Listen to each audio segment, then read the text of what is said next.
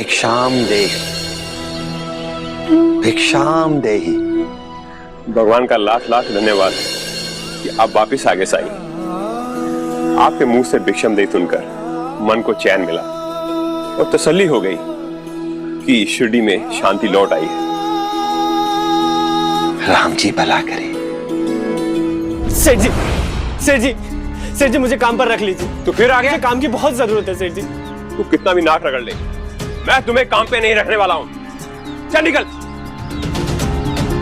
नहीं सेठ जी, आप जितना चाहे डांट लो, जितना चाहे कोस लो, लेकिन मुझे काम दे दीजिए। मुझे काम की बहुत जरूरत है। मैंने कहा ना, मुझे परेशान मत कर। मैं काम तो क्या, मैं तेरी शक्ल भी नहीं देखना चाहता हूं। चल निकल यहां से। नहीं सेठ जी, सेठ जी मेरी हालत बहुत खराब है। काम ना होने की वजह से ना ढंग से खा रहा हूँ, ना जी पा रहा हूँ। चल हट यहां से। मूलचंद जी। जी साईं। मूलचंद जी, आप तो बड़े भले इंसान हैं। सभी के साथ बहुत अच्छाई से पेश आते हैं आप।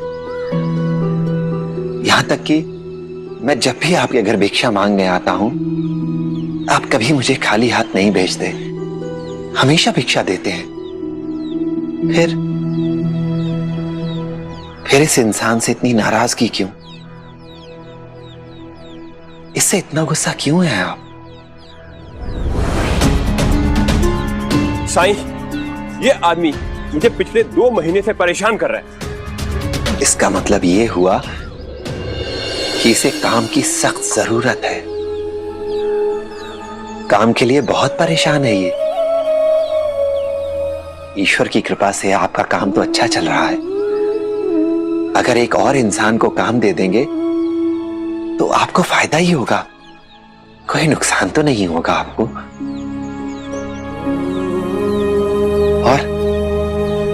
और अगर किसी जरूरतमंद को, किसी बेरोजगार को काम देंगे तो ईश्वर भी आपको आशीर्वाद देगा, वो खुश होगा।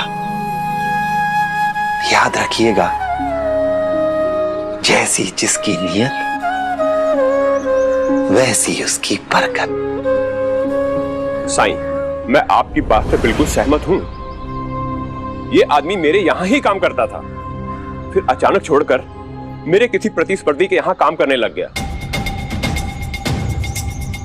मुझे एक बड़ा काम मिला था जो इसकी वजह से मैं पूरा नहीं कर पाया, क्योंकि अंतिम क्षणों में ये धोखा देकर चला गया था। क्योंकि ये जानता था कि जो काम मैं करने जा रहा उसके लिए मैं इस पर निर्भर हूं। इसकी वजह से मुझे बहुत नुकसान उठाना पड़ा साईं। आप तो जानते हैं साईं, एक बार ग्राहक चला गया तो वो दोबारा नहीं आता। काम बहुत बड़ा था, अगर मैं उसे करता तो मुझे और काम मिलता, मगर सब इसकी वजह से हुआ है। अब नौकरी चली गई ना तो वापस मेरे पास आया है। साईं, आप ही बताइए कि अगर अब इस आदमी को मैं काम पर रखूं तो क्यों रखूं? दूध का जला छाछ भी फूंक फूंक कर पीता है। मैं ऐसी गलती दोबारा नहीं करना चाहता। तुमने ऐसा क्यों किया? मैं भी इंसान हूं, मुझसे गलती हो गई। मेरे जीवन की सबसे बड़ी गलती। सेठ जी के प्रतिस्पर्धी का भी कपड़ों का व्यापार है, लेकिन इतना बड़ा नहीं। वो अक्सर मेरे पास आते थे और मुझे अपने पास काम करने के लिए कहते थे, पर मैंने हमेशा ना कहा, क्योंकि मैंने जो कुछ भी सीखा है, जो कुछ भी, वो सेठ जी से ही सीखा। मैंने बचपन से इनके यहाँ काम किया। मेरी पूरी निष्ठा इनसे जुड़ी थी। पर एक दिन इनके प्रतिस्पर्धी ने मेरे सामने ऐसा प्रस्ताव रखा कि मैं उसे ना नहीं कर पाया। सेठ जी मुझे जितना वेतन देते थे उसे 3 गुना अधिक वेतन देने का प्रस्ताव रखा उन्होंने।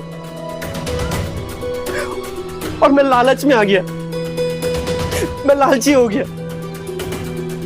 मैं अपने बेहतर जिंदगी की ख्वाब देखने लगा, सपने देखने लगा। अगर मुझे इतने पैसे मिल गए तो मैं ये करूंगा, वो करूंगा, ये सब सोचने लगा।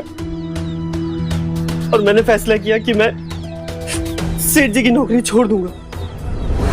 उन्होंने मुझे रोका, बहुत समझाया कि वो आदमी तुमसे झूठ बोल रहा है, पर मैंने सेठ जी की एक ना सुनी। उल्टा इनसे झगड़ कर, इनके काम को बीच में ही छोड़कर मैंने इनके प्रतिद्वंदी के साथ काम करना शुरू कर दिया।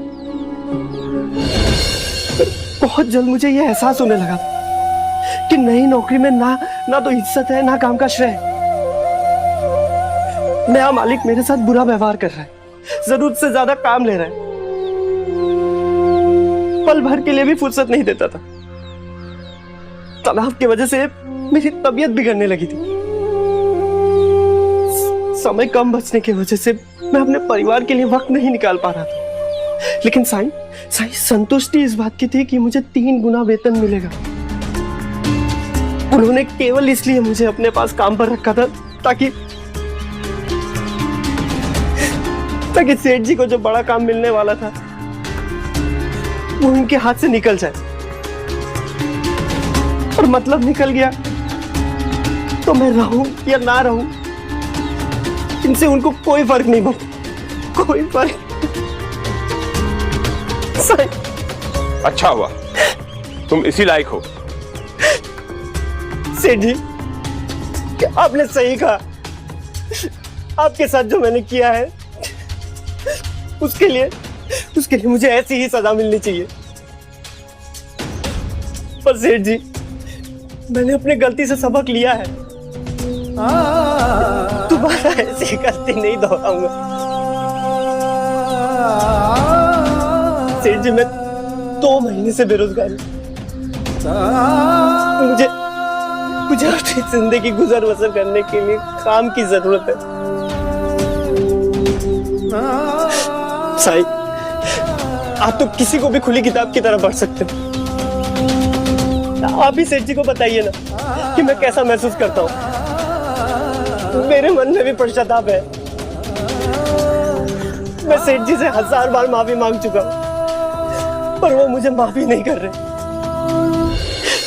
लालच में आ गया था मैं, लालची हो गया था मैंने अपने गलती से सबक ली है कि पैसा ही सब कुछ नहीं होता है। सेठ, पैसे से बड़ा होता है संबंध। रिश्तों के आगे कुछ मायने नहीं रखता है। मैंने आपके साथ संबंध बिगाड़ा है। अनजाने में विश्वासघात हुआ है मुझसे, और इसके भरपाई के लिए मैं कुछ भी करूंगा सेठ जी।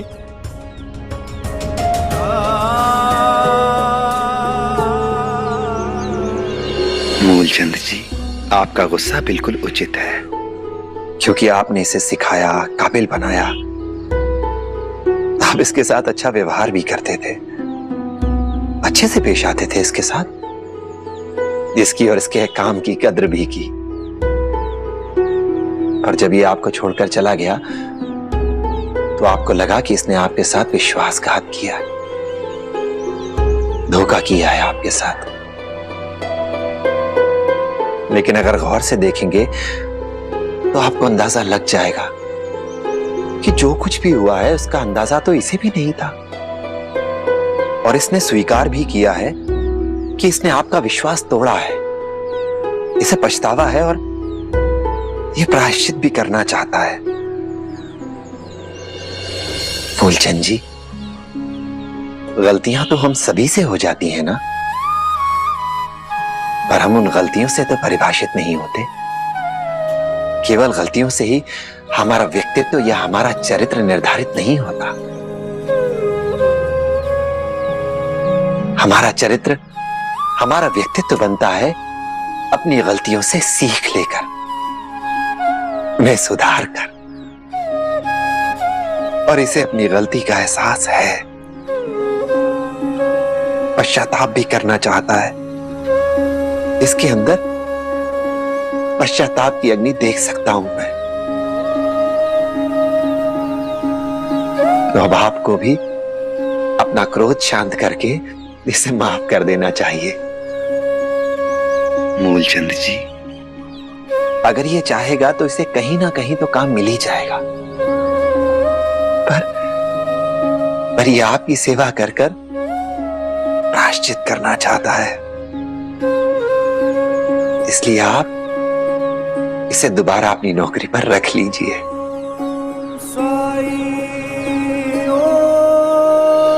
साईं, आप कहते हैं तो मैं इसे दोबारा काम पर रख लेता हूं, लेकिन कृपा करके इसे एक बात कह दीजिए कि अगर आइंदा ये काम छोड़ना चाहे तो मुझे सूचित कर।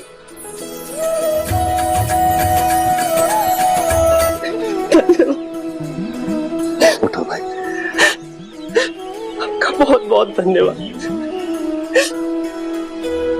मूलचंद जी ने तुम्हें काम तो सिखा दिया, लेकिन कुछ चीजें ऐसी हैं जिन्हें तुम्हें खुद सीखना होगा। तुम किस लायक हो, कितना पारिश्रमिक तुम्हें मिलना चाहिए, ये जानने की कला तो तुम्हें आनी चाहिए। और अगर तुम्हें कोई उससे ज्यादा पारिश्रमिक देने के लिए तैयार है तो क्यों? जिस समय उस व्यापारी ने तुम्हें 3 गुना पारिश्रमिक देने की बात की थी, अगर तुमने अपने विवेक से काम लिया होता तो तुम्हें इतनी तकलीफ नहीं उठानी पड़ती। लेकिन उस समय तो लालच को तुमने अपनी बुद्धि, अपने विवेक पर हावी हो जाने दिया।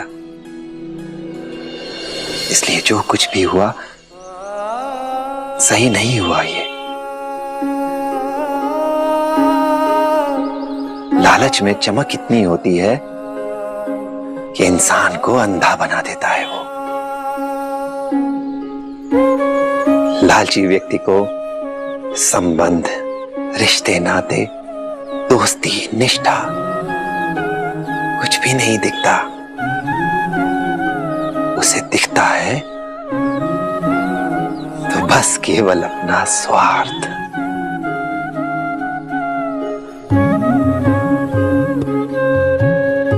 राम जी भला करे।